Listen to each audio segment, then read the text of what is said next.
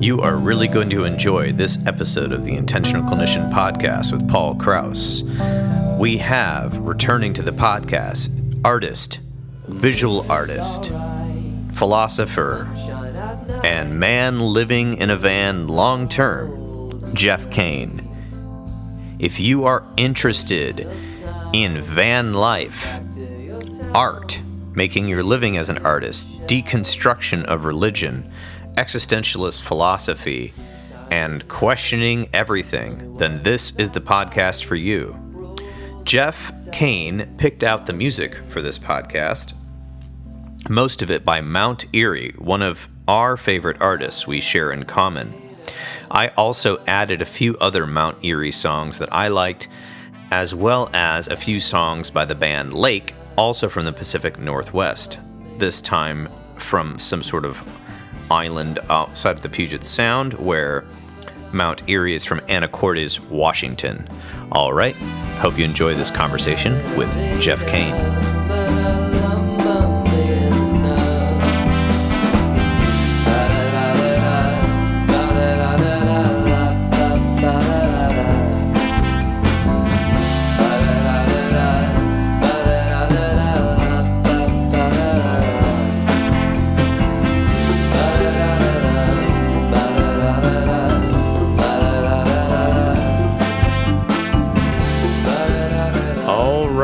We are here at the studio.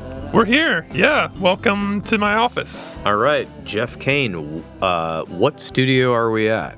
Yeah, we're at the Cahoots co-working space in Midtown, Phoenix, Arizona. Okay, and with this suite, you have come in here to co-work with people doing your art and other things. Can you tell us a little bit about what you're doing here? Yeah, for sure. Yep. So I'm a freelance illustrator, graphic designer, content creator. So I'm currently living out of my van for the past year and a half or so. And so I used to work out of my spare bedroom in my apartment, that sort of thing.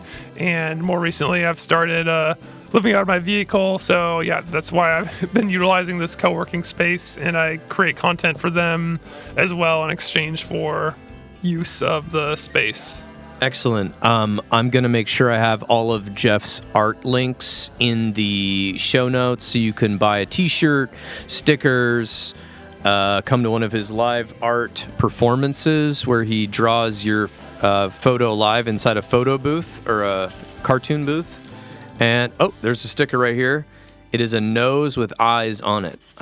I'll have to show this somewhere in the show notes. I've just scored this. So I want to make sure we talk about that, your art, this is something you're doing, but one of the bigger topics I wanted to jump into is that you said you used to live in an apartment. Right. And you used to work out of that apartment and make art and graphic design and videos. What else do you make?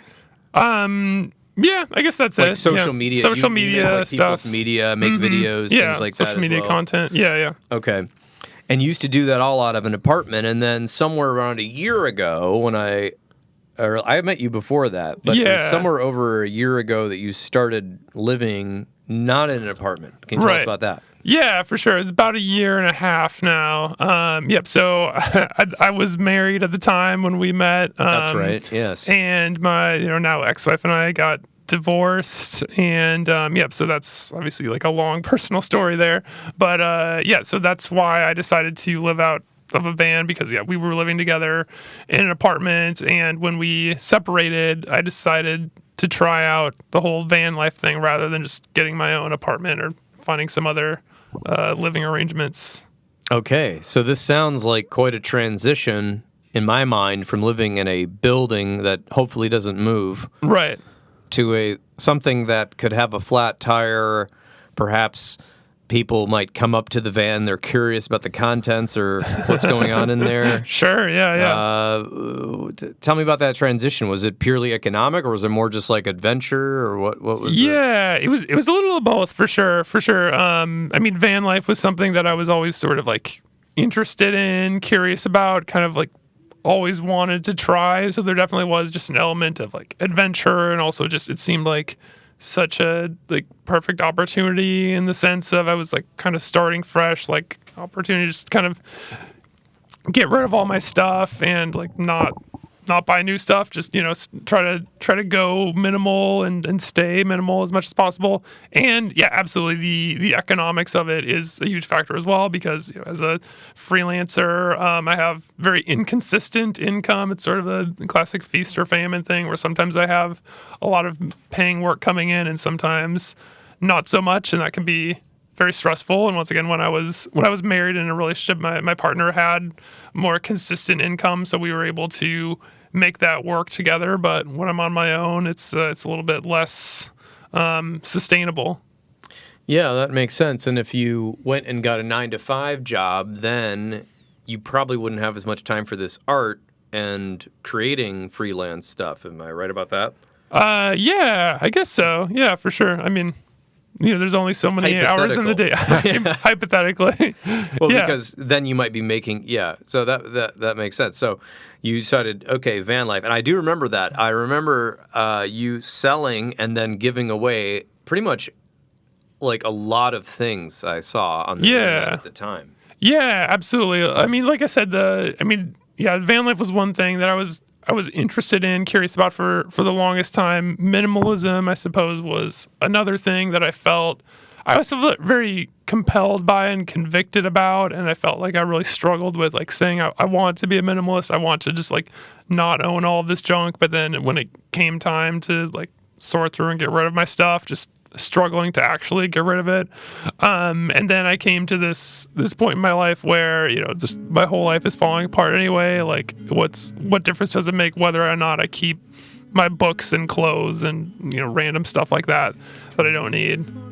There's that. And then of course, just like within the divorce, kind of the classic situation within a divorce is like, we're fighting about who gets to keep the couch and the furniture and the car and that sort of thing. And so that made it easy from a logistical standpoint of I was just, you can keep all the stuff because I'm just trying to sort of get rid of everything. Of living, the sound of my feet on the sidewalk. That was me, treasure hunting. I would bury what I found. That was me, gold digger, underground.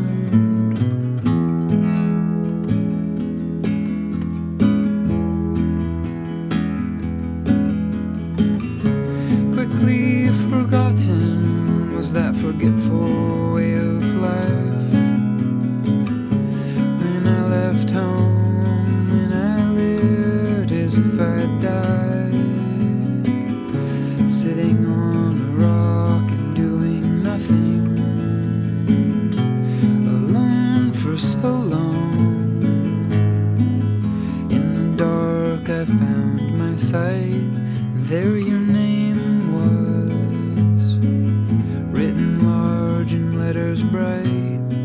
There my faith was. So basically there was multiple layers. What I'm sensing is it wasn't just, it was like VanLife minimalism for sure, but then there was also an element of I'm basically burning down my entire life of what I've known since you've been married. For how long were you married? 11 years. Oh my, okay, that was longer than I thought. So 11 years, I've got a quote I'm bringing up here. Okay. 11 years of marriage, that's a long time. Did you know the person before you got married?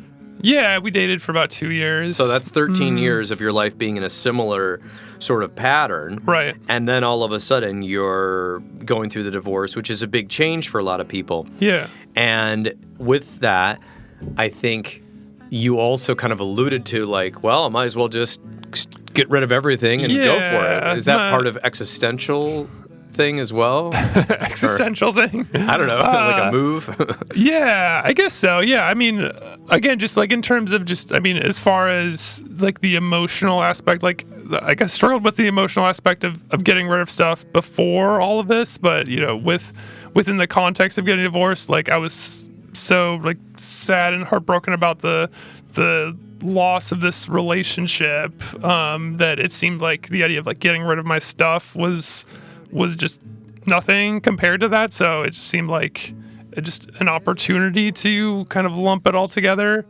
if that makes sense. Yeah, it's kind of like an opportunity that presents itself because the relationship was over. Mm-hmm. You would struggle getting rid of stuff, but here it all goes at once. And then also, instead of getting a different type of job, I'm going to stay freelance. Right. Easiest way not to be stressed out is to not have overhead. Exactly. Yes. People who are not in the business world, and if you're in a W-2 situation, overhead is the rent and supplies and help to be able to do the job you need to do. So, for instance, if you work at a Starbucks or something like that, I'm afraid to say that. Okay, if you work at a corporate coffee shop, I didn't say Starbucks. Sure. They are renting a building. Right. They're bought a bunch of equipment, and then they're buying you a uniform or whatever they buy. Sure. And subscribing to Starbucks network, and that's the overhead that the business is paying. And their whole idea is to sell products at such a price that they not only pay for the overhead, they pay for all of your labor, and then they have a bunch left over for themselves. And that's called the profit. Yeah. So, but if you're self-employed, it's very dangerous because you're the only one making money, and then you have to somehow rent an office or have certain supplies or whatever. Every month you have to pay that payment whether or not you have work or not. Exactly. And as a freelancer, it's even more scant because it could be, what if you have a big sweet job come in, but then 5 months you get all these little jobs or no jobs? Yeah, so exactly. what happens then? Exactly. Yeah, economic insecurity, Right, sounds stressful. Yeah, for sure. Absolutely. So I was just kind of putting that out there for the folks out there because this is a philosophy, psychology, counseling type self-improvement channel. Not everyone's into business, but it can be quite stressful to make that investment to have overhead. So then your overhead really, if you're freelance and living in a van, is basically kind of like your van and your life. Yeah, exactly. Of course, it's not free. It's you still have car insurance, gas, maintenance on the vehicle. Of course, like other just inconveniences, like because I don't have my own shower in there. I have a gym membership, so I shower at the gym. What are other examples? But yeah, I guess so again, it's not free. There are expenses associated with living in a van, but there's no rent because the vehicle is completely paid off. I don't have a car payment or anything, so it's just the only expense I have is just whatever it takes to keep the vehicle running. And of course, a lot of people who live in an apartment or in a house and pay a mortgage also have a car payment or car insurance, those types of expenses as well. So yeah, it's very nice. It's a huge relief to get to sort of avoid that huge expense that most people have to deal with. Well, and the thing that's always struck with me is when you say expense, in my mind, you're not just talking about money. Sure, you're talking about time, convenience. Absolutely. I don't know how long it takes to clean a van versus cleaning a whole house. That seems like quite a time difference. What are your thoughts, having lived in both? That's true. That's a good point. I guess that's another thing that sort of appeals to me about minimalism is just the idea of sort of the cleanliness, the simplicity, the idea that in theory, I can spend less time just managing all of my junk and more time just either working or pursuing creative pursuits that don't pay a lot of money or just doing whatever I want to do with my time. Yeah.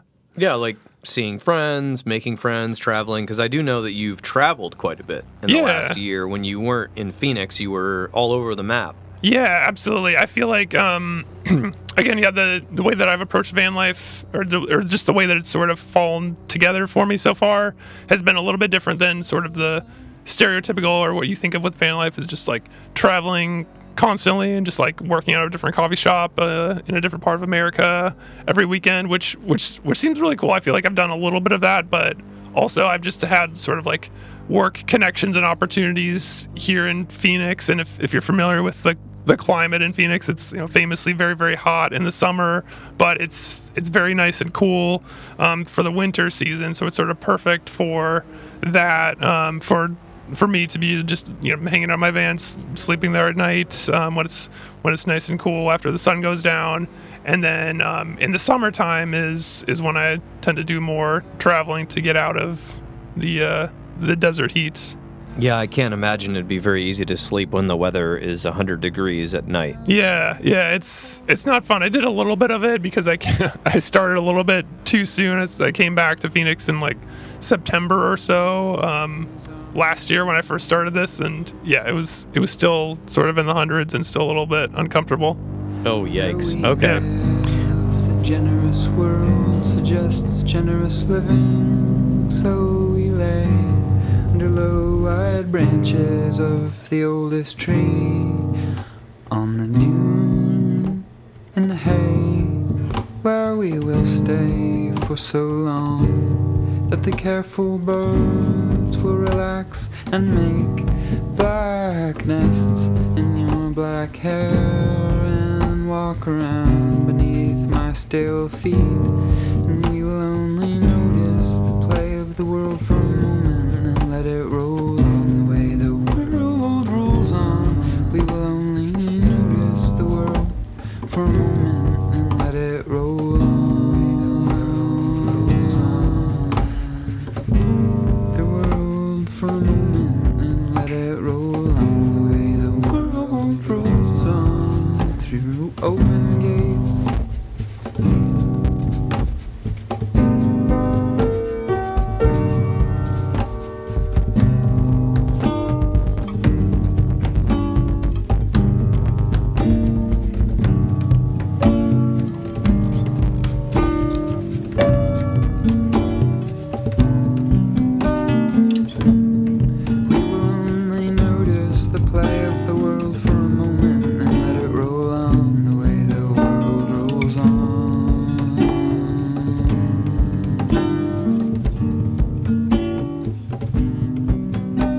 Trying to get into, I think I want to jump into a little bit of your philosophy, and then we'll get back into the brass tacks about how this works and Sure. how maybe other people could be inspired and they can see all the cool art you've created and things you've done. Because I want to talk about what you've done too. But Yeah. there's this quote that jumped out at me the other day. Okay. It's by Georgia O'Keeffe. She said this. She's a famous painter and artist. I decided to start anew, to strip away what I had been taught. And when I was thinking about you and your journey, I thought about that quote.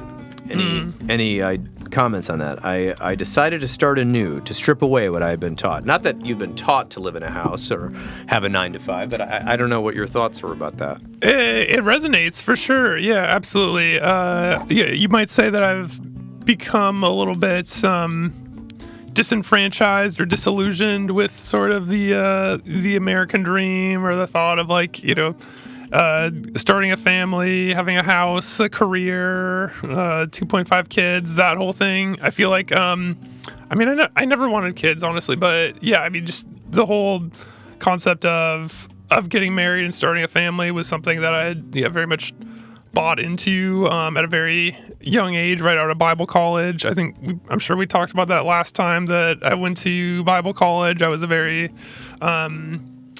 conservative, very, very committed Christian, basically like bought into the idea that like the purpose of life is to serve God, preach the gospel to all people, to work in ministry. And I was very committed to that. And that's sort of like what I saw my purpose in life being. And then, of course, like getting married young was also sort of how to say this? Like it's a huge aspect of Christian culture that I'm sure people who have been around Christian culture are familiar with this phenomenon, and it's something that I was totally bought into as well. And I sort of went through that whole religious deconstruction, deconversion process a couple of years ago. With still married and everything, and that sort of was so that was a huge stripping away for me, for sure. Just the whole stripping away of what I believed, what I thought about like the purpose, the meaning of life was, all of those things, the purpose of like me, myself, and what I should be doing with my life, my career, my marriage, that whole thing. And that became a real struggle as well with when but my ex-wife and I both sort of lost our faith like at different times for different reasons. And then, we were sort of left to make sense of, well, this is a big part of the reason we got married. We got married super young for this reason of feeling like we need to like jump into ministry, and like we were planning on like traveling and being missionaries and all that sort of thing. And I don't know. Yeah, it's a strange thing because there was a season where I kind of thought like, okay, we've both lost our faith and we're both figuring out sort of our identities and what we're about in a different way, but that doesn't mean we can't be together, because of course there's plenty of couples who do go through a loss of faith and still stay together in the end. Unfortunately that was not the case with our relationship. Oh, wow. So that's a lot of change that happened all at once, or within a couple years, I guess. Yeah, absolutely. I remember, just for people who might be more interested in Jeff's deconstruction journey, we did that on episodes 107, May of 2023. I didn't realize it had been that long. 2.5 hours we talked that day about Christianity and spirituality and theology and alternative theologies and mainstream theologies and all sorts of interesting things about that journey and my journey as well, and that my deconstruction journey, which started quite at a young age,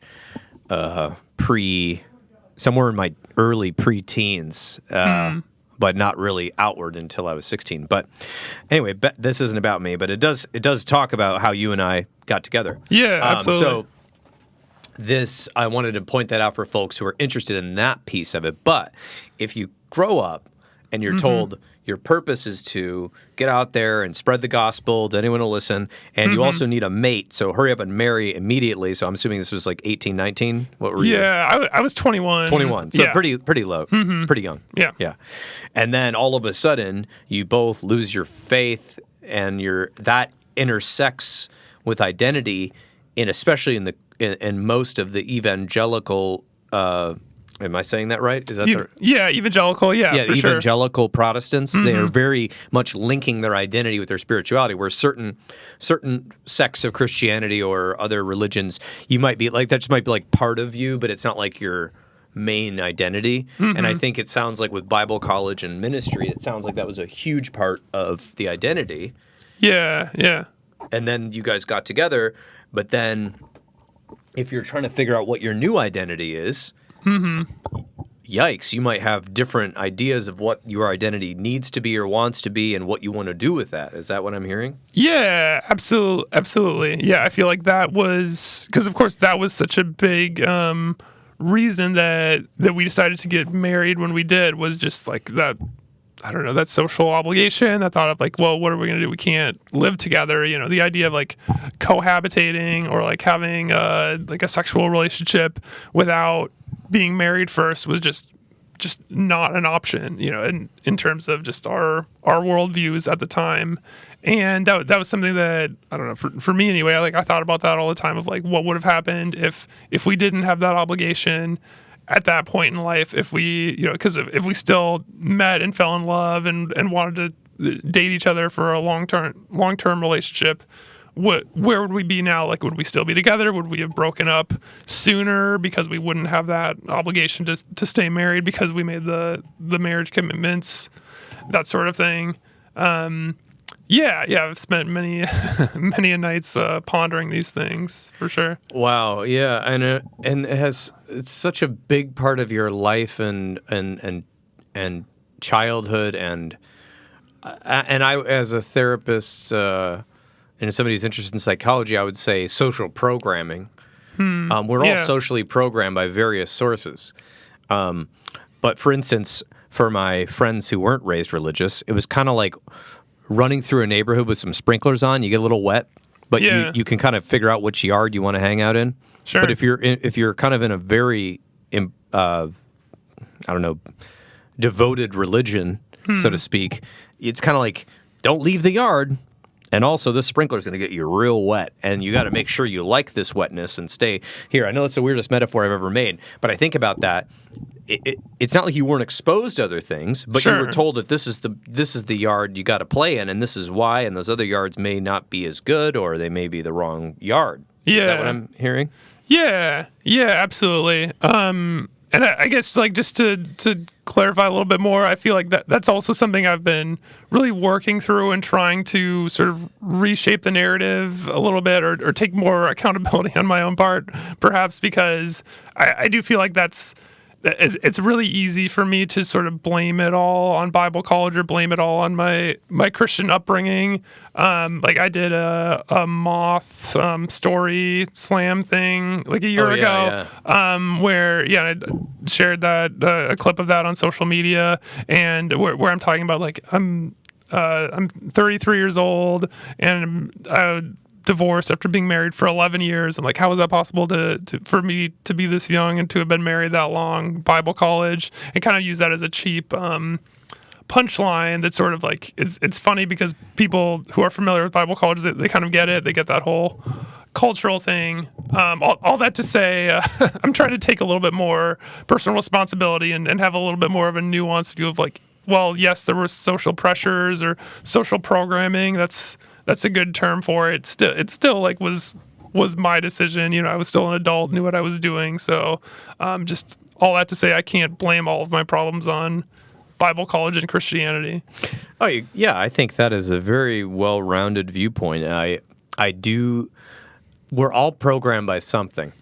Mm-hmm. Sure. And we could all say the grass is greener, and like I said, like the friends that were raised with religion, but some of them are like, gosh, I kind of wish I was locked in a yard and it was a little safer until I got older, right? I mean, there's always another way to look at it. So I like that you're sort of taking some responsibility. Okay, yeah, I was raised in this, but I went, I went right into it and at 18 and thought this was the thing, and I just kept going with it. And I did make those choices. Right. Some would say you've been, wholly influenced, but you're right. There was probably kids who were raised in their religion and decided, screw this, I'm going to go on tour with a death metal punk band that worships Satan. You know what I mean? Yeah. I've met a few.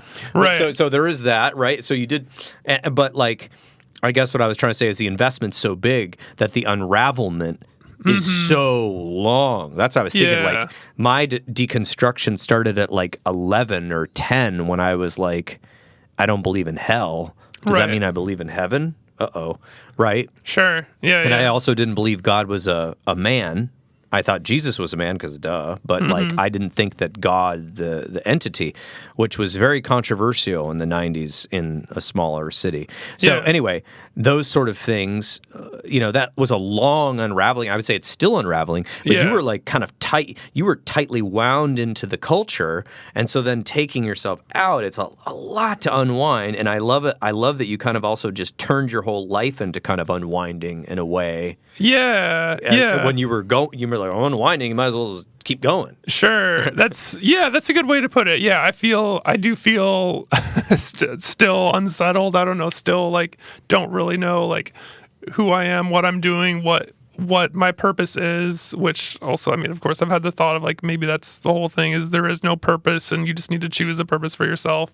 All of that sort of thing. But yeah, I do feel like I'm still unwinding, unraveling in the sense that I still sort of have these hang-ups or these like questions or this I don't know, like maybe this resentment or this thought of like, why did I take so much longer to realize that God doesn't exist than the people who'd figured out when they were 15, and sort of being envious of those people and thinking about how like at the time I sort of looked down on those people or like felt bad for them or was praying for them, and like now I think like shoot, they were the ones who had it right, and I should have gone along with them 10 years, 15 years earlier. Well, it's, maybe so, but I do think if I can posit here, and we'll go back to the van in a minute, but like, if you would have done that, wouldn't you have faced intense social reprisals for joining the atheist kids? Sure, yeah. If I would have become an atheist while I was still like in youth group or that kind of thing. Yes, that's right. When you were that age, yeah. Well, that's true. I guess it depends, because I think a lot of people, a lot of my friends and peers in youth group like would just sort of have a faith, or they would show up to church events and stuff, and from my like judgmental, serious Christian perspective, it wasn't truly their faith. They weren't serious enough about it. And then like I would go to Bible college and my friends would go to state school and start like drinking and partying and, you know, going with the ways of the world.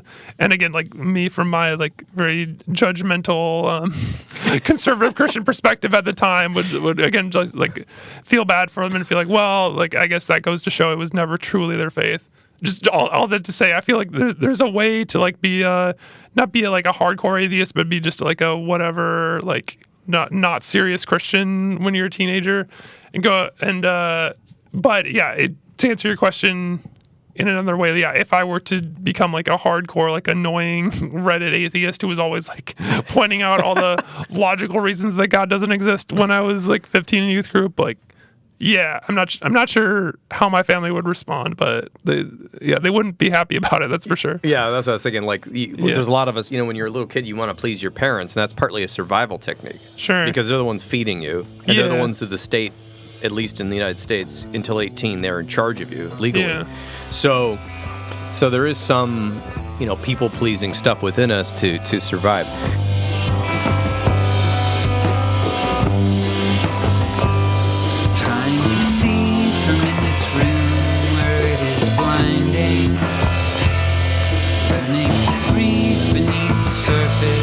Of all the wrecked up things I haul with me around.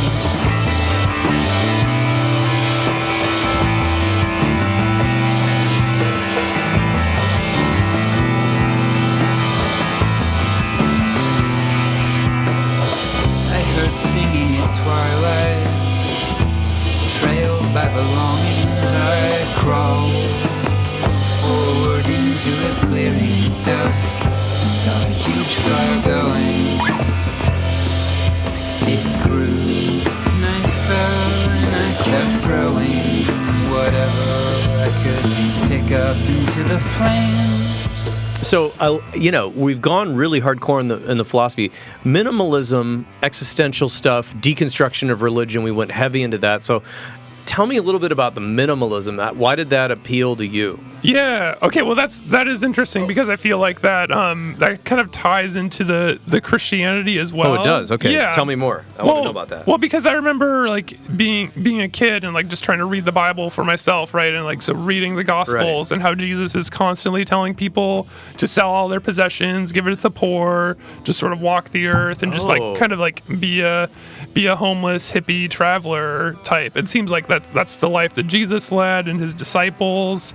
And I don't know, it was so sort of frustrating for me because I would like point this out to people and be like, what's the deal? Like, you know, of course, like I was bothered by sort of the wealth and excess of Christianity within like mega churches or certain circles of Christianity, and seems like this seems so anti-Jesus' message. Jesus seemed like to be really pumped up about living more of an ascetic life, and this idea that don't store up treasures on earth where moth destroys and thieves break in and steal, store up treasures in heaven.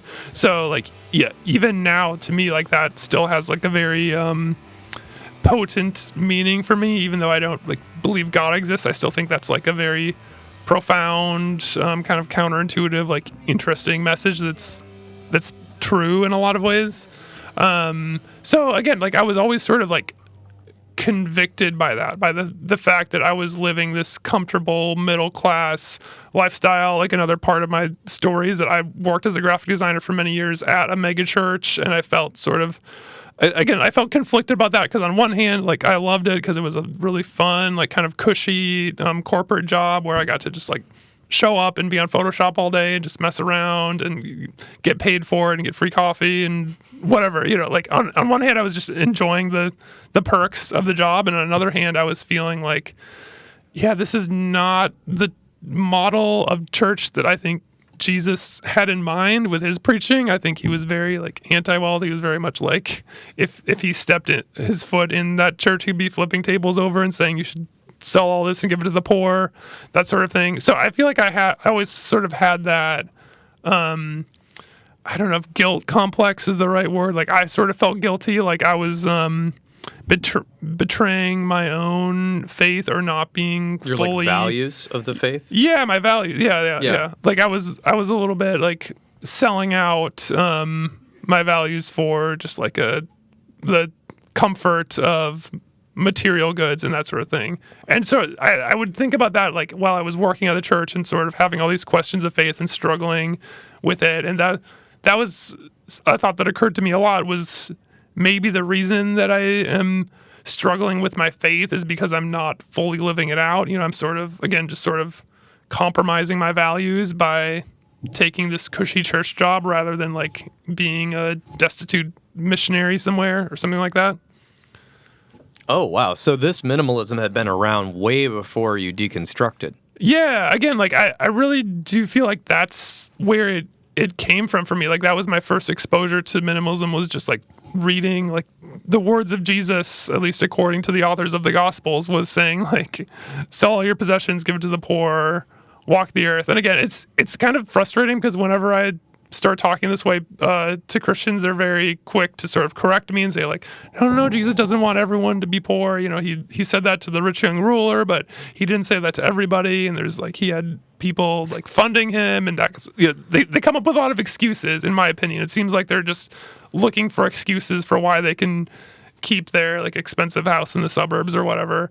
Because to me, I feel like it wasn't just the rich young ruler. I think it was like basically all of the disciples. He told them to like leave their livelihood, and he just instructed that to multiple people saying like, you should not be materialistic. Well, and the tax collector guy. Yeah, he absolutely. was telling him to leave his life, and he told all the fishermen to quit fishing and leave their whole family behind to do this work. Yeah, exactly. Yeah, leave family behind, which that was another sort of inconsistency that I thought about a lot within Christian culture. Like, why is Christian culture so big on like getting married and having kids and starting a family, when I feel like the major voices of the New Testament, Jesus and Paul, are both like not family men, and they're very much saying, I mean, Paul especially is saying like, don't get married if you can help it, because having a family is just a distraction from the ministry. And it seems like that was the way Jesus lived his life, was no time for a wife and kids because I gotta walk the earth and do ministry. Again, it was just something that sort of a cognitive dissonance that I was somewhat aware of in my own mind and sort of bothered by, but also was, sort of just pushing to the side for many years.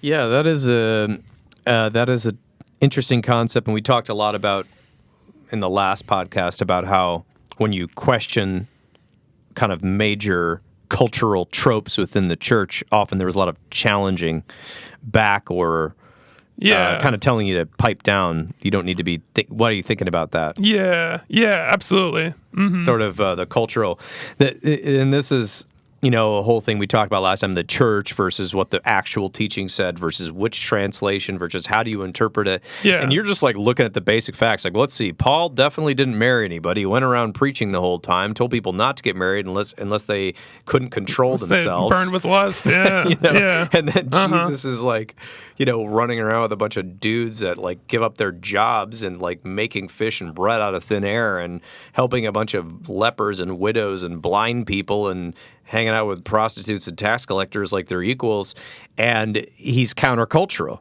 Mm-hmm. But yet Christianity in America is been co-opted, or maybe it's just part of the status quo here. And really, in some places, I've even heard it's like a point of pride to be like, we have a 7-bedroom house, and we also have 5 children, and we adopted one too, and which is fine. I'm not against having all these children. That's fine if you want to do your thing. Sure. But if it's like all in the name of the Bible or the church or God or something, and that to me it was like, and which one?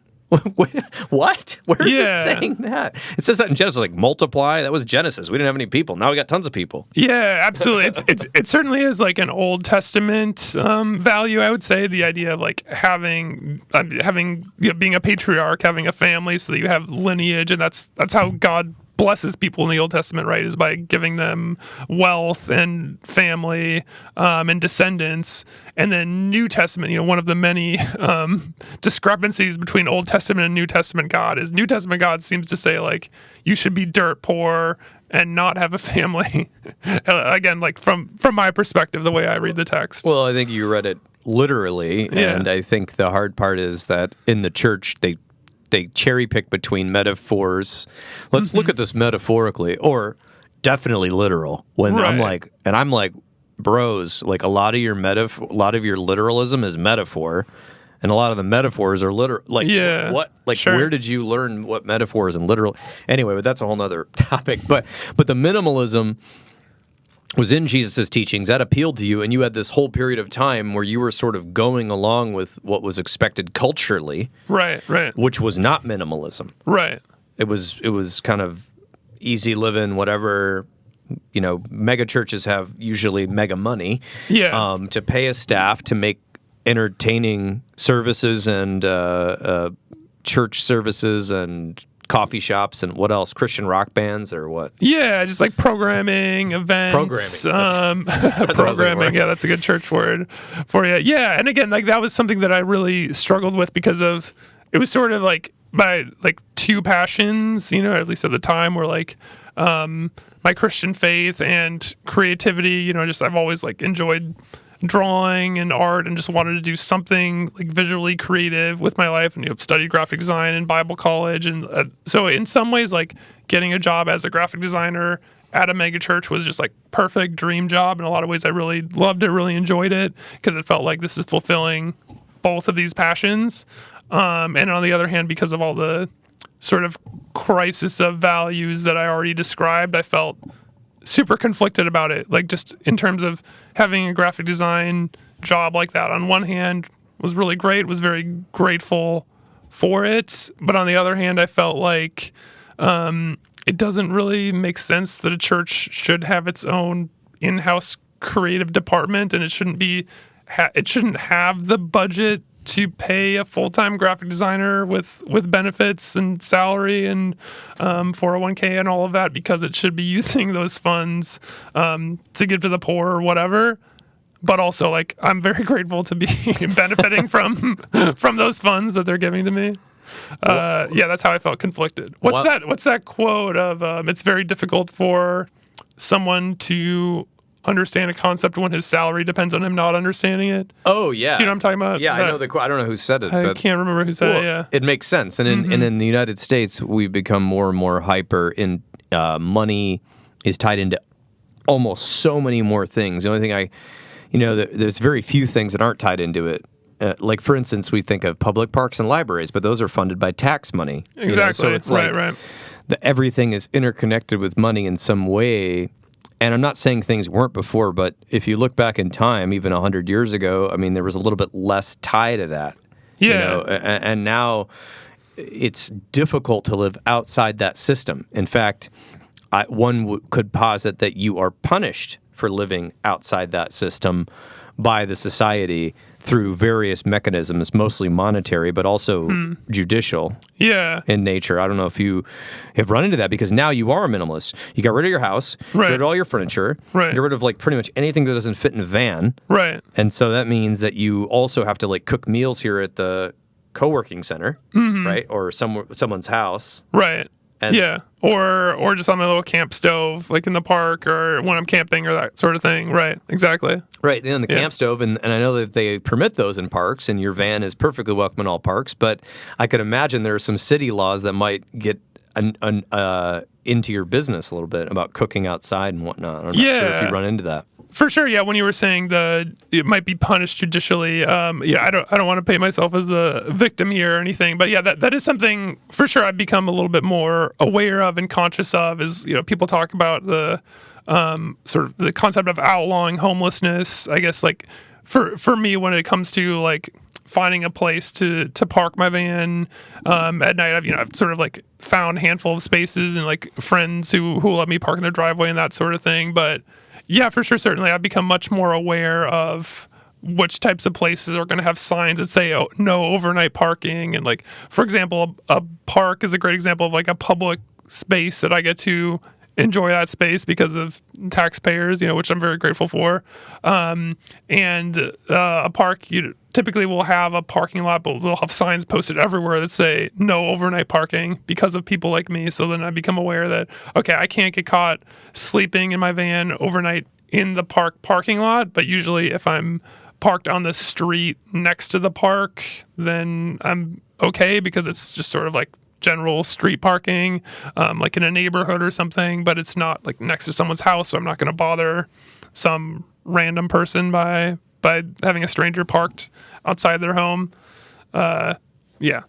So I don't know if that answers your Okay. question. Yeah, no, that does. Yeah. I mean, that's one of the things where you could be sort of, I don't know, I want to say prosecuted. It's a little bit more persecuted because honestly, I don't think unless you actually like go out of your way to really do a big crime that the city would really spend their money on prosecuting somebody who doesn't have a house unless they did something else. But Right, exactly. Yeah. And I mean, yeah, just to be clear, I've never gotten like fined or anything. I've gotten the knock on the window a handful of times over the past year and a half where I'm parked someplace where I think it's okay to sleep for the night, and then a cop knocks on the window and says, "Hey, you can't park here. You got to move." Again, like most of those times, he probably could have given me a ticket, but he always just lets me off with a warning or just saying like, "Yeah, you can't park here. You got to go find some other place to sleep." Yeah. So again, no complaints. Really grateful for that most of them seem generally sympathetic towards me. I'm sure they deal with a lot of people who are just like sleeping on park benches and that sort of thing. So right, sleeping on someone else's property, and technically the car is your van is your property, and the streets are public. Right. But if somebody complains, they're gonna. I don't know if it's an actual violation because I don't think we don't have. I don't know about Phoenix. I don't think we have park sleeping in your car rules. I know parts of Los Angeles, Seattle.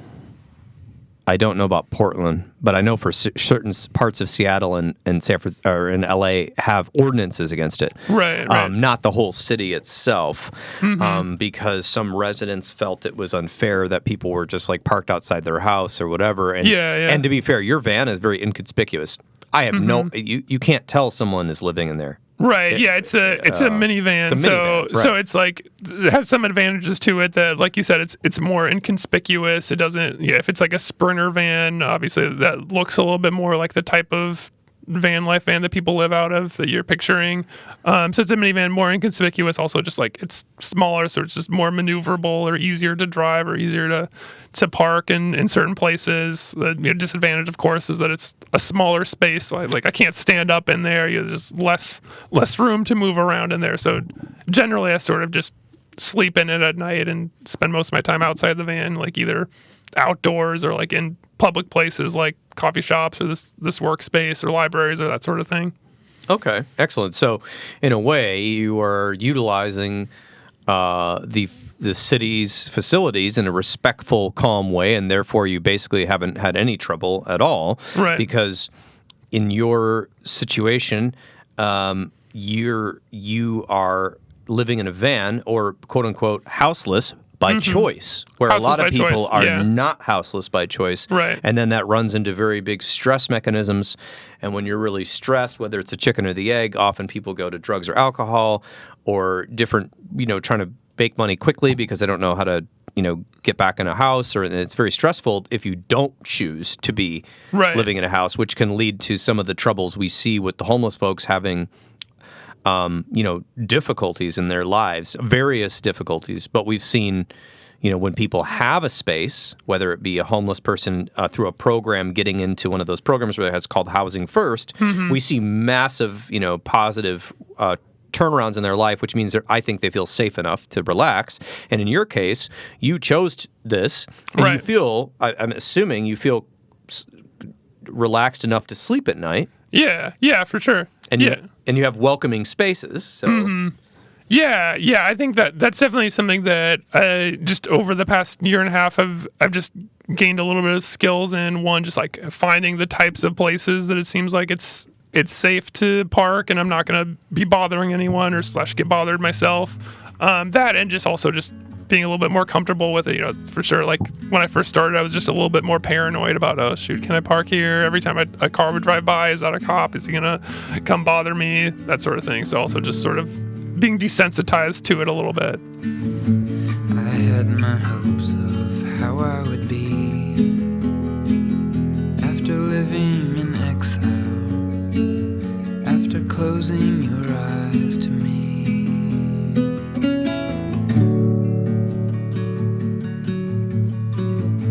I even wrote scenes where I Eskimo eyes. New baby on my back, but from where? But I didn't count the fact that I have ghosts in my mind, stowaways, great ghosts of my life, great ghosts of old wives, and they're howling. So I spent my wilderness time rolling on the ground, pulling my hair and wrestling them off, yelling at no one, punching snow.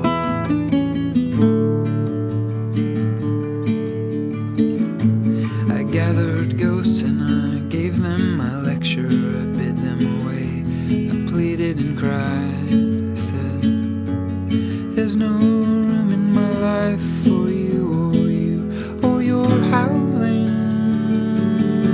Let me undo these ropes and go on living without you, and not just change where we live. Okay, excellent. So, along your journeys, you said in the summer you clear out of Dodge in Phoenix because it's too hot. Yeah. And you went around the U.S. staying in different places.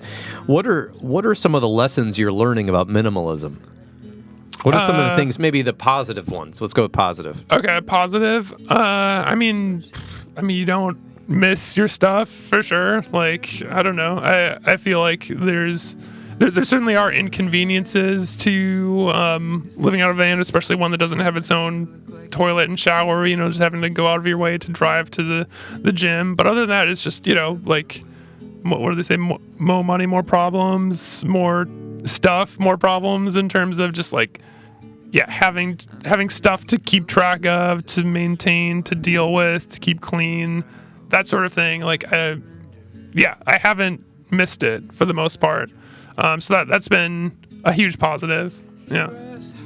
Okay, so that's a big one, like not missing all of your stuff. And I was going to ask you, for books and things like that, do you go to the library and check out books, or are you more of an audiobook guy, or magazines? What do you do for entertainment in that realm? Yeah, for sure. I mean, I definitely check out books. I mean, I use the Libby and Hoopla library apps to do audiobooks quite often. I certainly do have a problem with accumulating books still, just like either from like used bookstores, little free libraries. I did seasonal work in Yellowstone for 2 months, and so that was an interesting experience. And also they had sort of an employee rec room with sort of like a group bookshelf, and I really struggled with that because they had all of these books that were sort of on like Eastern mysticism and philosophy and that sort of thing. And I definitely have a problem with accumulating books because they were just like free to take if you want one. And I just certainly have a problem with accumulating books faster than I can go through them. Similarly with clothes too, like I'm committed to try to avoid buying any new clothes, but of course there's more than enough stuff to find at thrift stores, and like just checking out at thrift stores is just sort of a fun activity for me, but I can quickly accumulate way more clothes than I need. So try to be judicious about clearing out the stuff and keeping from it accumulating too much. Wow, so it seems almost like a natural thing to like humans do, that we gather things. Yeah, absolutely. Yeah, I just accumulate books and clothes. I'm sort of outpacing myself a little bit of like I'm accumulating faster than I'm shedding them. And in a van, you notice that right away. We're in a house, Right. you may not. Yeah. Or an apartment. Yeah, absolutely. You can find places to hide them. There's whole industries devoted to finding cool shelves and bookshelves and storage. There's a place called the Container Store. Have you heard of this? Of course. Yeah, the Container Store. Yeah. If you haven't visited, it's the most. It's kind of like the most useful and unuseful store I've ever been in my life. Right. Because you could find something to like solve all of your woes of storing things, but at the same time it feels like a fetish being in there. Like, ooh, I can't wait to perfectly organize all of my cereals by color and plastic, and it's just really a strange place to hang out in. Yeah. Yeah, that's true. I guess I'm probably coming off like very pretentious and preachy right now because I feel like whenever I talk about minimalism and like not owning stuff and whatever, like people often can get pretty defensive of like, I like my stuff, I have my collection of knickknacks and doodads and that kind of thing. So I guess I should say for the record, that's another thing I've learned is like, I'm not a better person for not owning stuff. I feel like I sort of like fantasized about like, what if I just like got rid of all my stuff for years, and then I finally did it, and that was a really fun and exciting moment in my life. It was a fun experience, like giving all my stuff away. But also, like now that I'm on the other side of it, I'm still the same flawed person. I'm not like more enlightened or more fitter, happier, more productive or anything. You might. That was a Radiohead reference. Fitter, happier, more productive. Exactly. That's OK Computer. Is that my brain? OK is my brain Computer. Correct? Yeah. Okay. Wow. I can't believe I picked that up. You snuck that in there. But I would say that perhaps you have become enlightened. Maybe not more enlightened than someone else. Right. We don't want to compare ourselves to others too much, but. I think it's not a great idea to compare yourself to others because you are you and no one else can be you, and they can try. But I do think that you might be enlightened because clearly you are trying to live out your values, and you're symbolically but also logistically doing this. Right. It's a logistical chore that you've decided to give up some of your time to go to the gym, to shower and work out and all that, right, instead of having a bathroom. Mm-hmm. And cooking outdoors or cooking in a co-work space that you contribute to because you're contributing to this place, right? Is it maybe a little bit more time, but then I wonder, and this is kind of my questions about minimalism: does it free up your time to not be as stressed about certain things as you were when you had four walls? Yeah, right. Because I felt a little bit caught off guard earlier when you asked that about you don't have a 9 to 5, so you have more time to pursue your career pursuits, right? So you said something like that, and I felt a little caught off guard because I'm like, I don't know if the answer is yes. I thought the answer would be yes, but I feel like I don't know. There's never enough time for anything, I feel like I'm sort of like homeless and unemployed. Like theoretically, I should have all the time in the world, but I feel like I'm always busy. I'm always running around doing stuff. Again, like not to complain. I'm very grateful for that. Grateful to be busy and have like interesting things happening, I suppose. But I don't know. I think about this all the time. Like when I think about how busy I am just with random things going on. Like how do people with kids do it?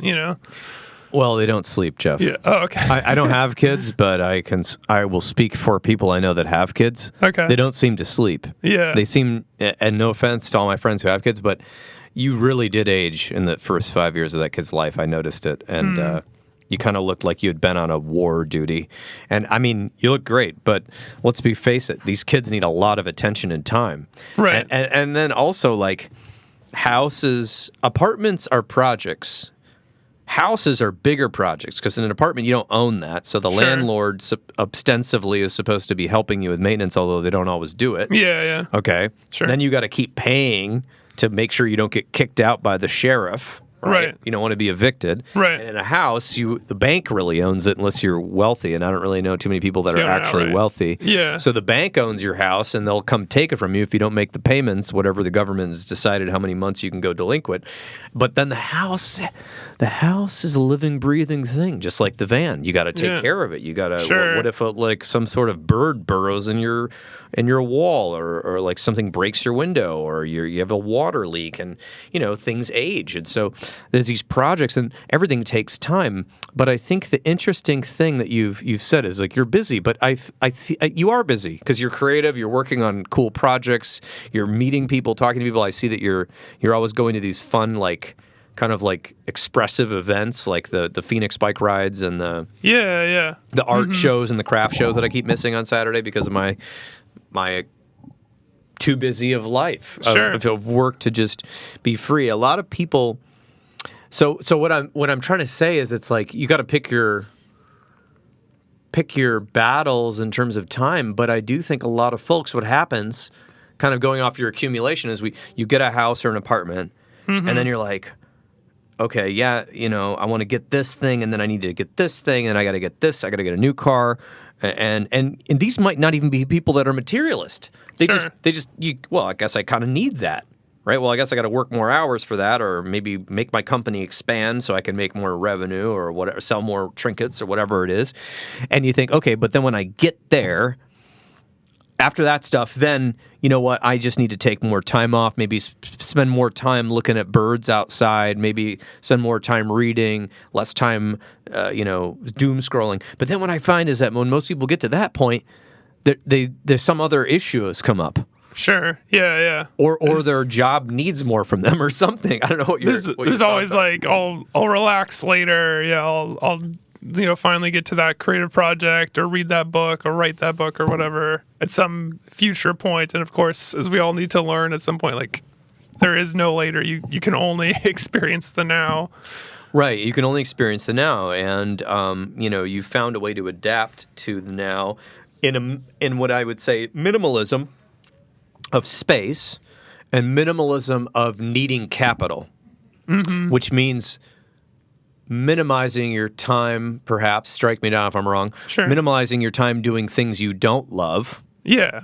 In terms of creative. You get to do more of what you like creatively. Would that be a good assessment? Yeah, I feel less tied down, less obligation to like have a job or like have to just like work some menial tasks or whatever for just to be able to pay rent, I guess. Yeah. I have more flexibility with my relative financial freedom. Yeah. Right. And you could, and like I knew that you did take a job this summer because it was seasonal, working on the national parks. Yeah. And I'm assuming, did you save up money from that? Is that what happened? Yeah. Which, I mean, so I was in the employee housing for that as well. And that was like, very menial labor. It was doing dishes in the back of the kitchen at Yellowstone. And yeah, so it was an interesting experience. It was humbling for sure. Like the first handful of shifts, I was like, wow, it has been a long time since I've had kind of a shit job like this. I forgot how miserable it was. It felt like a real sort of Paris Hilton in the Simple Life moment for me. But yeah, it became, it's sort of cliche, but I feel like it sort of became a meditative thing for me where I was able to establish a flow of like, I'm grateful that just like I'm doing work in exchange for room and board and getting a little bit of money on top of that. Didn't make a ton of money. There's not a ton of money in dishes. Right. Not a lot of money in dishes. Yeah, exactly. But sort of, just be grateful that just all of my needs are met. All of my material needs, again, are cared for. And like, I have time to just like, because I'm living in Yellowstone National Park, like just go for hikes and explore and go camping and do all of the fun natural nature stuff, experience the beauty of the natural world, and then contrast that with like the ugliness of dishes in the kitchen. Yeah. Of whatever people left on their plates at the Yellowstone National Park cafeteria. That sounds a little bit ominous. Exactly. Yeah. I've worked in some kitchens. I try to avoid the dishwashing. I like to make the food. I didn't like to wash the dishes. Yeah. But you went a net positive. Mm-hmm. You had beautiful experiences. Right. I'm assuming you met people. Mm-hmm. Yeah, for sure. You read cool books. Mm-hmm. You got fed. You had housing that wasn't in a van. Your van was outside, parked somewhere. Right. And you got a little bit of money to throw in your bank account. Yeah, I mean, that's kind of a cool little vacation from being a freelance, is doing a little seasonal job like that. Yeah, it was a cool experience. Yeah, another one of those things that like I was curious about wanting to try. So yeah, I'm glad that I went for it. Okay, so this is we've got a little bit of time left. Sure, yeah. So, because I feel like we're really into the minimalism thing. So, I do feel though, if you're going to become a minimalist and go on the road, you need to know how some things work in life. Like I'm curious. Like, you don't have to tell us where, but sure. do you receive U.S. postal mail for taxes and things? I do. Yeah, I have sort of. That's another way that I feel very blessed to have like family that's pretty supportive of me. I would say, Okay. As much as they're not, they don't love that I'm, divorced and ex-Christian and that sort of thing. But again, they're very kind, very supportive. So yeah, I have like my parents who live in Minnesota, and then I have an uncle who lives here in Arizona. So I have sort of those two kind of home bases to receive mail for me and like file taxes, that sort of thing.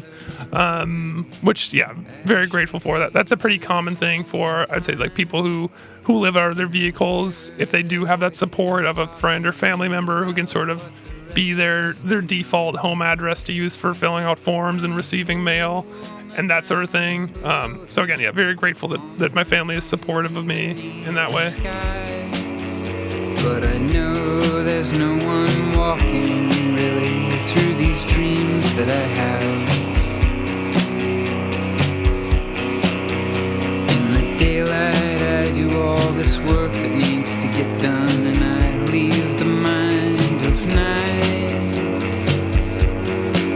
I can't remember having crossed a threshold between the dust and the alive.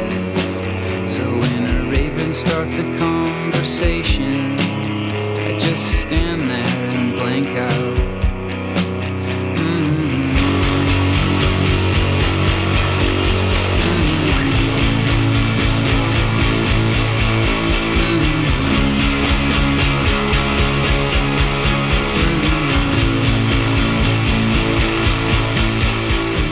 Love that. That's very cool. I was curious about that. And there's so many skills like, getting a gym membership, balancing a checkbook, being able to have some sort of freelance work. If you don't, because I'm sure there's people that I know there's people, I've met them that work in regular 9-to-5 jobs who do live out of their vehicles just to save money. Sure. But in your case, you're freelance, so you have projects. So let's just say, hey, Jeff, you kicked butt on this project, you finished it, here's the check. Okay, now I'm curious. Like, let's just say you got a $1,500 check. Yeah. Okay. And you just finished this little freelance project, and maybe you got a couple coming up due dates, but let's say for 2 or 3 weeks you got no due dates. I'm curious, when you get that money and you realize, okay, I'm done. I don't really have to really work too hard on this for a little while. Yeah.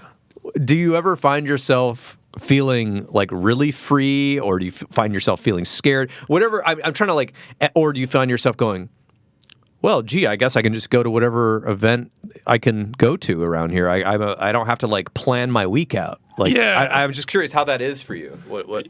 Yeah.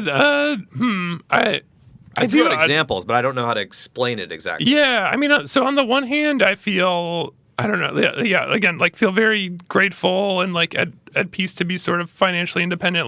My home is paid off, but of course my home is a van it's not going to last forever. It's going to break down someday, so I'll need to buy another vehicle. So I feel financially unburdened, I suppose you could say, by not having to pay rent. And just having a little bit more margin in my life in that way. And also just the freedom of schedule. I mean, the reason I just came back from Tucson today was because I last minute yesterday woke up and checked Instagram and saw that Mount Erie, one of my favorite bands, was playing in Tucson yesterday. They played last night. I just missed that. I'm so sad. Yeah. Oh, so I didn't know you were a fan. I should have told you. No, it's okay. I've seen them twice, but I saw them on the Clear Moon tour. Was the last time I saw them in 2016 or 2015, I think. Oh, anyway. That's awesome. Yeah. So they were playing the new stuff. Yeah, they were playing the new stuff from Night Palace. Yeah. I'm definitely gonna have to put Night Palace on the end of this podcast. It was great. I don't know if you know the song Empty Paper Towel Roll. It's one of the songs on the new album. And anyway, so I brought a paper towel roll to hold up during that song. So Phil gave me a shout out when he said he said this next song is about an empty paper towel roll. And I held it up. He's like, oh, you brought one. So I felt seen. I've heard the album. I don't remember all the songs. Yeah. But that's a fun little thing, and he's a great performer. Yeah. So that's a good example. So you went down to Tucson, and you got to see Mount Erie on a random Thursday night, right? Here in only in about an hour and 15 minutes away. Yeah, exactly. And could if you had a 9-to-5. Yeah, you might have had to think twice about that coming back early on Friday or whatever. Exactly. I could have maybe still swung it, but I would have been just like driving late at night to get back to work in the morning, that sort of thing. So I guess, yeah, that's a very recent example of me sort of enjoying my freedom. Because on one hand, I woke up and saw that. I was like, shoot, I wasn't planning on driving to Tucson today. That's kind of a hassle. But at the same time, it's like, this is what I got the van for, right? Just to have the freedom to be able to just change my plans last second and do fun things and experience life. So yeah, very grateful for that kind of freedom. So with the bike rides, the art shows you do, different activities you're involved in the community, going to concerts, do you find yourself, I guess the word I would use is playing, like having fun, enjoying life, same, more or less than when you were like working the 9 to 5? Yeah. That's a good question. I guess maybe not enjoying life, but just like playing more, is it, like kind of spontaneously, I guess is what I'm kind of for sure. I mean, like the example I just said about the Mount Erie show for sure is a little bit more spontaneous. I mean, I think a lot of it also just has to do with just being an independent person where I'm just deciding for myself, like I can waste money on this show spontaneously as opposed to, being in a relationship where every financial decision is kind of a conversation and that sort of thing that I'm sure you're familiar with. Yeah, I might be. I don't know. I mean, even when I was like married and living in an apartment and everything, I've always like sort of had this sort of like, I don't know, immature or childlike illustration style and this sense of playfulness with like trying to not take myself too seriously. But yeah, I guess maybe you could say I'm doubling down on it a little bit more with like pretty early on in my van life experience. I started this project was drawing a nose every day. So that's why I have the nose sticker. I have a nose pin here. That's amazing. And sort of that started with the Inktober, because I used to do Inktober, which, are you familiar with that? You like draw something every day or something? Yeah, exactly. It's just like a drawing thing. Like every October, it's like an Instagram account that says like, here's your 31 prompts for the month, draw this every day. So I used to do that, and it was always very intimidated because everyone else's drawings look so much better than mine. So I decided I'm just going to make my own. I'm going to do Nosetober, or just draw a nose every day. So there would be something that I felt like the pressure's off because it's just something that's very silly and not serious, but it's still challenging me to draw every day. And then originally I was only going to do it for a month, but then I just kept it going, and now it's become kind of this running bit kind of thing. So I guess that's an example of like play or silliness or just art for art's sake, that kind of thing. Yeah, art for art's sake. And I know that you also, some of your more popular drawings you've made into t-shirts and things people can purchase. Yeah, you can. Yeah, sure. JeffKane.com. Click on shop and go to my either Threadless or TeePublic store. I'm just throwing that out there. I did purchase some Jeff shirts. They've worked great. Oh, hey, thanks for the support. Yeah. I bought one of them too small, so my partner, she stole it and now she wears it. It's a cactus with an eye. Oh, okay. Cool. She loved that one. Change your way of limping around the world, 'cause you know what will come soon, a real broken leg, and you know this will come true, you cannot get away. Daylight, dawn, and evening around the world, and you know what will come to. Do I have to say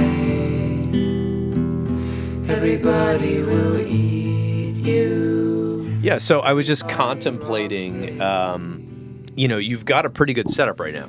Yeah. You know that like a shellfish or whatever, your van will eventually break. You will have to get a new van to kind of continue this version of minimalism. Yeah. More on van life. I think AI art sucks. So, I think hopefully artists will always be needed that can make, different things and create creative things for people. So there's jobs there, and you're in your, where your main skill that you like to express yourself is. But I'm curious. Have you contemplated that you might continue to be a van lifer for life, or have you thought like, well, maybe I'll get bored someday and move into a house or something? What are your thoughts? Yeah, I have thought about it a lot. I don't have a super clear picture of what my long-term plans are. Yeah, as I said before, for sure. On one hand, I feel like I'm living good, or I'm financially secure because my home is paid off. On the other hand, it's like, of course, like it will eventually break down and I'll need to replace it. So it's not like I can just like coast off of that forever. Yeah, and also, yeah, for sure, I'm open to the idea that at some point I might either like find like a steady job somewhere that I really enjoy and just want to live somewhere year round, and then it would make more sense to have a home or an apartment or whatever. Yeah, I'm certainly open to that idea. I feel like I've enjoyed van life so far, but I don't feel stubborn about it. Like in the sense of I feel like if circumstances change and it makes sense for me to have a house or apartment or a different living situation, I feel like I can still go back and be like, oh yeah, I used to have this van life. And, I'll probably be nostalgic for it and be like, shoot, why did I give up that lifestyle? But yeah, I don't know if that answers your question. Yeah, that does answer my question. Just kind of like open to it, and right now it makes sense. Yeah, right. It makes sense for now. Of like, but yeah, I feel good about like not having to pay rent to live in an apartment in Phoenix. For the it's for the very time expensive to rent here. I hate to tell you, everyone out there. Used to be very cheap actually when I first moved here. The AI art is another thing. You kind of open another can of worms there, but yeah, I mean for sure that's something I've certainly have anxiety about. Have had anxiety about that for a couple of years now. This idea that, yeah, I agree with you that like AI art, like it's still sort of at a place where people can tell. People certainly have like a distaste for it, and there's a lot of people who are very vocal about like we need to support real human artists, which I'm very grateful for.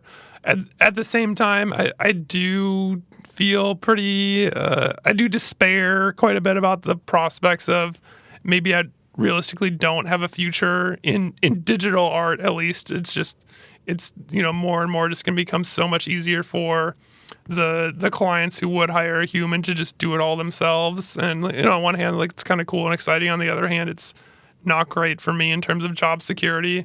I mean, something I've trying to just like focus more on is physical art. Like you mentioned, the photo booth where my girlfriend and I have been running that together at farmers markets and stuff like that because she's an artist as well, and where we do a thing where we like live draw people's portraits and it spits it out like a photo booth, but it's a drawing rather than like a little Polaroid picture.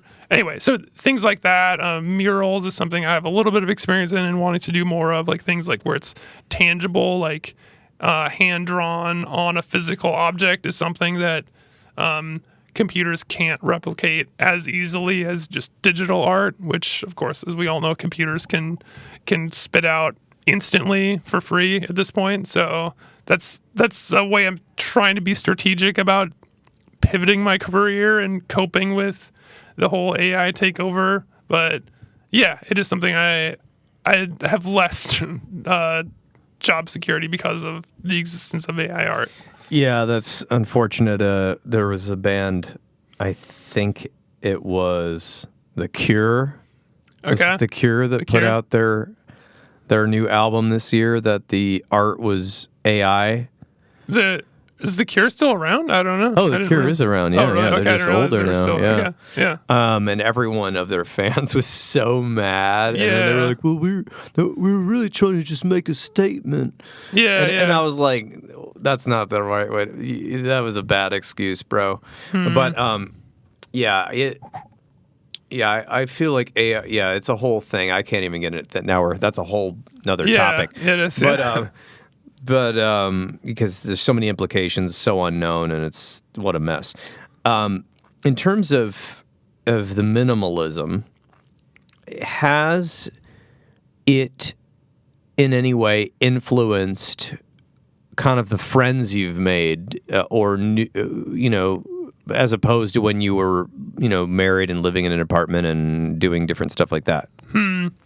Yeah, a little bit. And in some ways I have like still some of the same friends of, I still have like old friends from Minnesota. I have friends who were like used to be my coworkers when I worked at a church years ago, and like friends from like the bike group in Phoenix. So in that sense, it's like, you still can maintain your old friendships. And of course, I've met other people like in Yellowstone or like sort of fellow travelers. Like I've gone to a couple of different meetups. Like this past year, I went to the Rubber Tramp Rendezvous, which I don't know if you're familiar with that. Just like a big like meetup in Quartzsite, Arizona. If you've seen the movie Nomadland, that's featured there, where it's like people who are living out of their cars and they all just like meet up, and there's sort of like seminars and like work trade programs and whatever, that sort of thing. Yeah, so I guess I've met some new people. I've had some new experiences like this past, like last summer. I had the opportunity to just go and stay with a friend in Vancouver, Canada, because he was traveling for like a month. So he said, hey, you should just come and like stay in my apartment in downtown Vancouver for a month. And so that was a really awesome experience. Yeah. Yeah. So I got to meet him, and then, just like met like other friends in my time when I was staying there. So of course, yeah, travel creates new opportunities to build new friendships, meet interesting people. Excellent. Yeah, and I'm curious, has anyone maybe in your friend group or in your circle kind of disapprove of this minimalism that you're embarking on? You don't have to name names. Yeah. I'm curious. Not that I'm aware of. Yeah, it's certainly possible that people secretly disapprove and they're just like polite around me, but then they talk behind my back. Yeah, that's possible. I don't know. I think I guess I have a lot of conversations with my parents where it seems like they're supportive, like I said, which I really appreciate, like by taking mail for me, and of course like my dad like helped me with like working on the van and that sort of thing because he's good with working on cars. But at the same time, like, yeah, I do get the sense just based on the conversations we have that they're sort of pulling for like, okay, like, you're having your adventure now, but when are you going to kind of settle down and, like get married again, get a house, like a house is a great investment. You don't want to be living in a van when you're old. I've gotten those kinds of comments from family members for sure. And again, like I don't want to just like be totally dismissive of it. Like I think they make some valid points. Yeah, also sometimes I just feel like, I don't know, I feel like I've already done that. Like I'm sort of living my life backwards, where I already had that life where I was settled down and had a home and had a job and that sort of thing. And I found that to be like not fully fulfilling for me. And now I'm doing something else. And of course, like there's always going to be a lack of fulfillment in some aspects of life, at least for me. Like I felt unfulfilled in the house. I feel unfulfilled in the van, but at least I know that owning a home is not going to solve all my problems for me. That's a very good point. Yeah, I mean, I do think that part of the human condition is unfulfillment. Yeah. And the negative bias, we're way more likely to remember something negative that happens or we perceive as negative than we are something positive. The brain studies, which I'm quoting, are it takes about half or less than half a second to remember something negative that happens that you perceive as negative. Right. And it takes a full 25 to 30 seconds to encode the same level of memory of something that you would see as positive. And in fact, it almost takes intentional effort. Yeah, absolutely. Right. And so, that's to keep us alive, of course, but it really is a strange thing when you have so many options versus, let's say, a couple thousand years ago, maybe you're in a nomadic tribe and you're like, well, which way should we go? I don't know. Which way is the water? Which way is the harvest? Which way, where do we find food? That's important. Where do we sleep? Okay. The cave people lived in caves. Yeah. They called them cavemen, but it was, if you look at all the caves in Europe and all over, people lived in caves or little dwellings, and then they would go out and your options are more limited. Now it's like in this weird, whatever hyper-capitalist, strange place we're living in right now, you have so many options to create your life, but yet most people are striving towards, I want a house, because that feels safe and secure to have something like that. Right.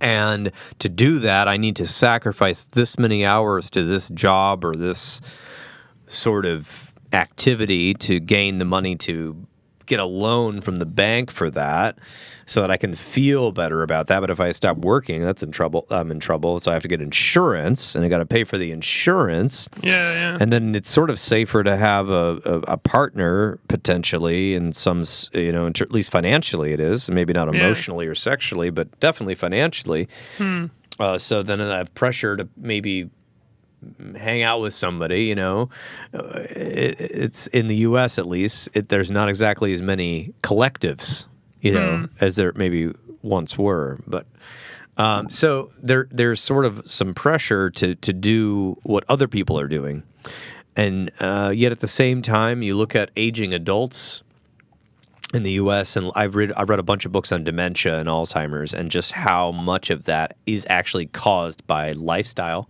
and not as much on the genetics. Oh, that's interesting. Yeah, I haven't heard that. Well, it's not as popular, but I'm talking about Johns Hopkins scientists that I've interviewed. So those are different podcasts you can look up. One was called American Dementia, one of the ones I did. But thinking about how, then life is more about making your safe place and less about an adventure, right? Right. Quote unquote safe place in the house. Yeah, for sure. So then when older folks, because you were talking about your parents, like when you're older, you don't want to be living in a van. That's like, I'm not really sure that, because if people evolved outside and lived in shelter for, little shelters, but were gone most of the day, living in a van is kind of like living in a cave. Sure. And then you're just going around being outdoors as much as possible, gathering food and supplies.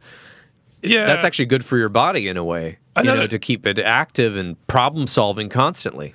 Absolutely. Yeah. Another thing about the sort of like long-term plans into old age is that was something that was sort of striking to me at the Rubber Tramp Rendezvous. Was, again, very, very true to both the book and the movie Nomadland. A lot of the people there were much older than me. A lot of people were in their 60s plus. And it was sort of that classic story of people who just turned to van life because they didn't have enough saved for retirement, or they didn't, their employer screwed them over, or whatever, whatever their story was. Everyone has a unique story of why they chose this life. But for a lot of people, it was sort of out of just financial necessity, not being able to afford to keep their home, or this was their retirement plan if they sold their house and are now using the money to just travel because they've always wanted to. So just, that to say one point for living in a van into old age. Well, right, and a lot of some of the cognitive decline comes from people they aren't challenging themselves either through physical exercise or mental exercise. And when your life is so serene, like I don't know many people these days that have their house paid off, but let's just say my grandparents did. Right? Because money was different back then. Yeah. And they paid off their house. And then it's like, I don't know, what are we going to do now? We have enough money in the bank and food. Sure. Right? So one of the things is, older folks do crosswords and Sudoku and watch Jeopardy and things like that. Sure. But there's you almost like have to force yourself to go do physical exercise and force yourself to problem solve. Whereas in the van, I'm not trying to tell everyone to live in a van. I'm just saying, right, because there's dangers too. Like somebody could hit your van, that would suck, right? Yeah. Or like you could, get a flat tire or whatever. There's challenges, but by living in a van, you're sort of making your life a little bit more like the ancient people in a way, where you kind of have to forage and be on your feet and moving around, and you're not just you could be sedentary by going to the library, but you have the option. You're kind of forced to be on your feet because you can't stand in the van. You can't stay in, one place for too long, for sure. Yeah. Eventually,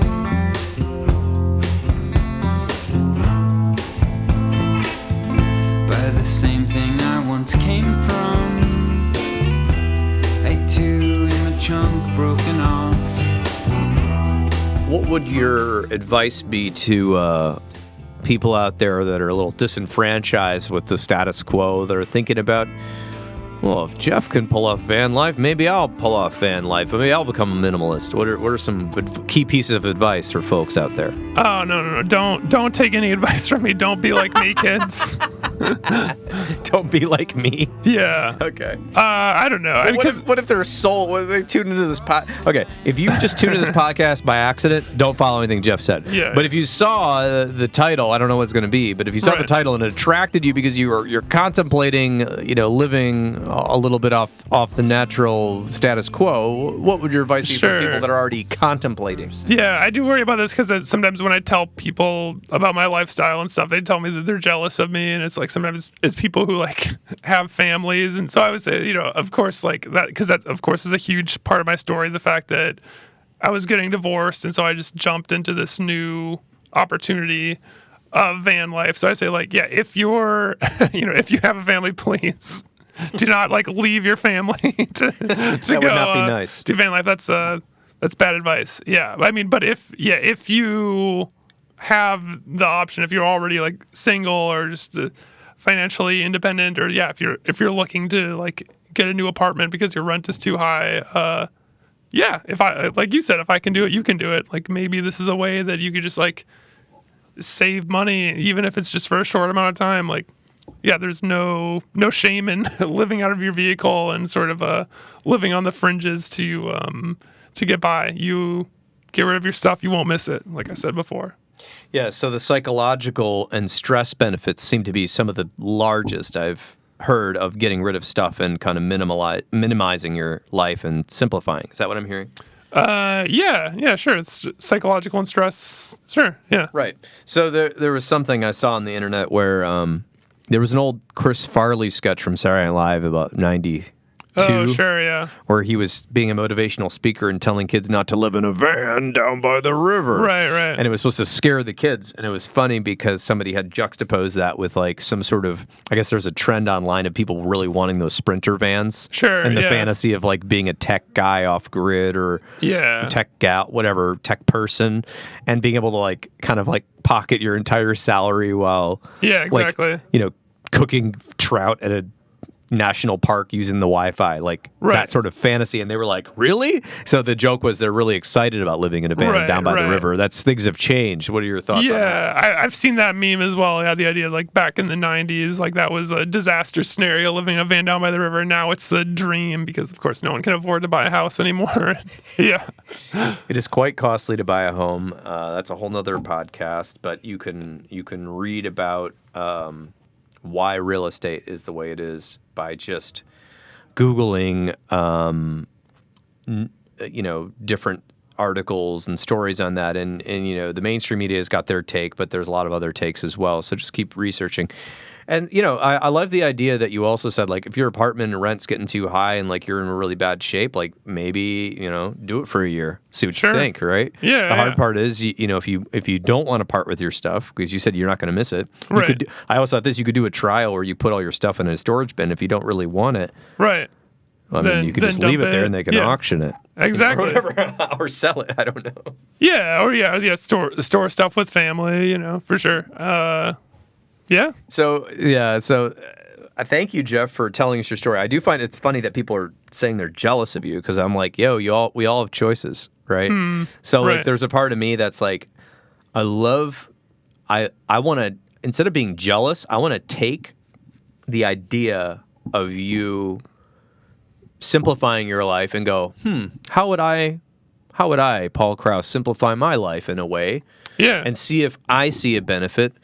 Jeff just really didn't do it in small doses. He went right into the deep end of the pool. Yeah. And so I do think there's also a gradient where you can start simplifying your life and saying, okay, well, I'm in too big of a house. I'm going to get a smaller house, or I'm going to get to a smaller apartment, or I'm going to get a cheaper car, or I'm going to use public transportation, or I'm going to ride my bike. There's many ways to become a minimalist that don't involve, ending a relationship and buying a van.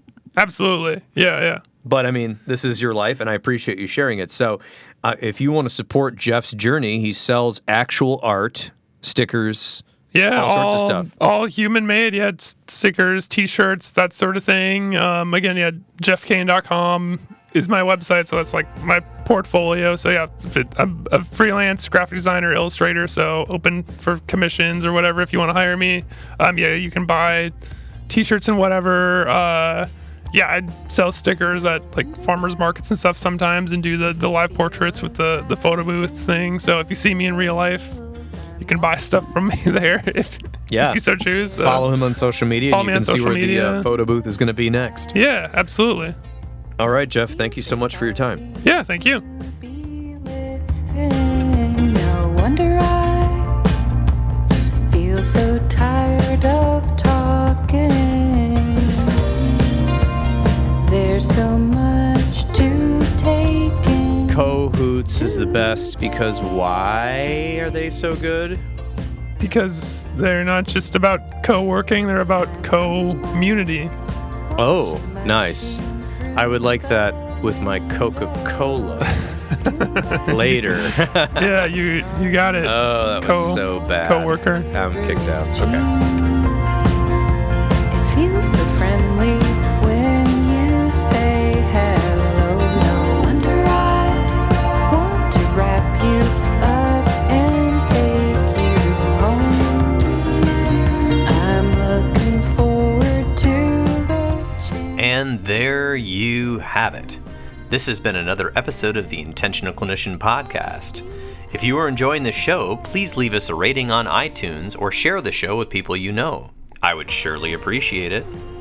As some of you know, I am passionate about preventing future violence in the United States. I have started a nonprofit with colleagues called the National Violence Prevention Hotline, which is a 501c3 organization.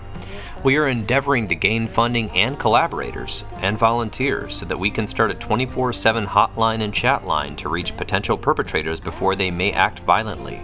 It is a bold effort to curb violence and save innocent lives by working to connect with potential offenders while they are in the planning stages of violence, help to de-escalate them, and provide resources so that they can get appropriate professional help. The National Violence Prevention Hotline is looking to open up a conversation about violence in society, the causes, and the solutions. You can learn more by visiting our website at violencepreventionhotline.org. You can get involved by writing your congressperson from our website, sharing it with your network, or even donating to the cause. If you are looking for an EMDR International Association consultant, I am a consultant and I can help provide 20 hours that you need to become EMDRIA certified. Just check out the show notes and send me a message and see if we're a good fit to work together. If you are in need of counseling, do not hesitate to make an appointment with a local counselor in your area. You can also make an appointment with the excellent clinicians at Health for Life Counseling in Grand Rapids as part of the Trauma Informed Counseling Center of Grand Rapids by visiting www.healthforlifegr.com. And if you are in the state of Michigan, you can also schedule a telehealth appointment. The recording you just listened to consists of the personal opinions of Paul Krauss and his guest, and while these are based upon the literature they have read and the experience in their respective fields, the information on this podcast should not be viewed or thought of as the definitive opinion on any subject. Listening to this podcast is not a substitute for treatment. If you're in a crisis, please call 911 or the National Crisis Line at 988. Support your local bookstore by shopping at bookshop.org. That's www.bookshop.org. It donates a percentage of sales to local bookstores all across the United States, which I think gives character to our cities and a place to hang out and a place to explore. You can order from the comfort of your own home online while supporting businesses near you. If you are a therapist and you are not involved in your local counseling or therapist or social work organization, please get involved to at least pay dues so that we can have lobbyists help keep mental health care accessible at the government level, and also expanding into schools and other places that need it. And also, if you didn't know, counseling organizations and professional organizations are working to keep us from becoming gig workers for a lot of large corporations who are coming in and trying to buy up local counseling agencies or basically pay you what they pay for people to deliver food to your house. So, get involved. Until next time on The Intentional Clinician, I wish you all a safe and peaceful week. And caverns whose eyes glow throughout the darkness.